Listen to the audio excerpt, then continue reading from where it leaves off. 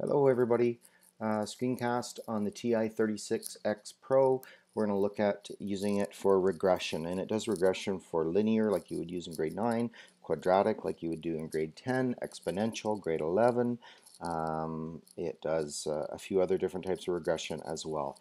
So let's take a look at how we might do that, and we're going to look at a specific case here where we've got a growing pattern of blocks, and shape 1 would refer to x equals 1, shape 2 would be x equals 2, shape 3 would be x equals 3, and we know we've got 1 block here and 3 blocks here and 5 blocks here, so of course I think we know what this equation is, but let's just take a look and see. Let's use our regression tool to do it. So first thing you have to do is you have to fill your calculator with data, and the way you do that is you press the data button. And you can see you have a variety of lists here. And I'm not sure, I'm just trying to think. I think if I hit clear, no, that takes me right out. So I'm not sure the fastest way to do this, but just to hit delete over top of all the data that you have. Delete, delete, delete, delete, delete, and that's gone. I've got shape 1, shape 2, shape 3 are my x values. And then I go over here and I go to my y values, which shape 1 has 1, shape 2 has 3, and shape 4 has 5. So 1, 2, and 3 shapes 1, 2, and 3 have 1, 3, and 5 squares, area of squares, and now we need to come up with the equation. We can tell by the differences of 2, 1 from 3, 1 to 3, 2, 3 to 5 that it is a linear equation. So what we do here is, if you notice behind the data button there is a stat regression. So you press second and stat, and what we're going to do is go down until we see the different types of regression. So we can have linear regression. Oops, you can't see that. Linear regression, quadratic regression, cubic regression, ln, that's a logarithmic regression, power regression, that's for things like square root functions, or like x to the 10th, and then exponential regression. I think that's it. Yeah, so then we go back to the start.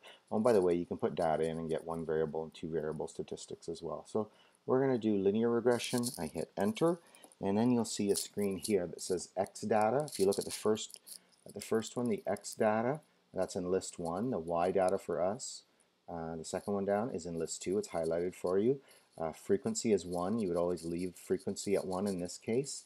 And then it does a neat thing. It will store the equation in your table. So where it says regression EQ f at x, so we're going to go down to that one and we're going to store it and say yes. So what that means is when it's done the regression, the equation that's already stored in the calculator will be your regression equation. So we can go right into the table, or we can go into the solver. There's a whole variety of things that we can do.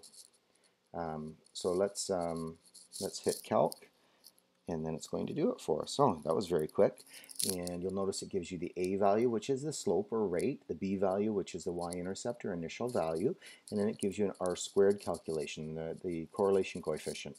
I think it's a correlation coefficient, and that tells you how good the fit is. And you can see that it's 1. That basically means 100% of the data is described by that equation. So that equation is perfect. So we have perfect correlation. It's not even strong, it's perfect.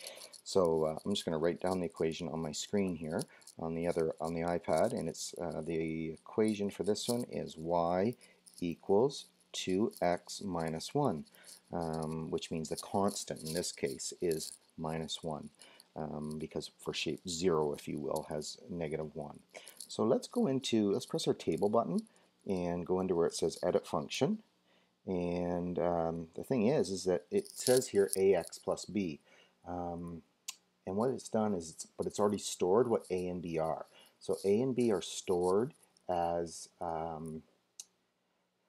values. So a is stored as 2 and b is stored at negative 1 as negative 1. So you hit enter, and then let's go down to this one here, x question mark. So that means I'm asking for it. So 0 should be negative 1. We've got x equal 3 on here, and that was 5. That's right. So what about if I had the 12th shape? How many squares would it have? Well, it'd have 23. And the question over here, if we can see it, and I've got red, I'll circle it in red, how many shapes until the area is 100? Well, we can just do guess and check with that. What about 50? Would that be, that's 99. 51. So the 51st shape would be the first shape over 100, right? So I can put x equals 51 because shape 50 will only get me to 99, and I can't have a half a shape, right? I've got to have a whole shape, so x equals 51. So that's a nice way to do it. The equation is stored in there, so you can work with it that way. Now the other way I could have solved this is I could have gone to the numeric solver. Okay, the numeric solver, which is right there. And in this case, I've already got it stored. It's f at x, that's the equation. And I want it to be up to 100. And if that wasn't there, by the way, if the f at x wasn't there, say the equation in there initially was 2x plus 47, right? What I do is I delete those, I hit clear rather, and that deletes that equation, and then I hit table, f at x, because I know that that's the equation that's been stored in the computer. So f at x equals 100. So I hit enter, and in this case I know it's linear, so there's only one solution. And there it is, 50.5, but I have to round up to 51. So there's a couple different ways to do that. So that's how you use regression, then store the equation and use the equation.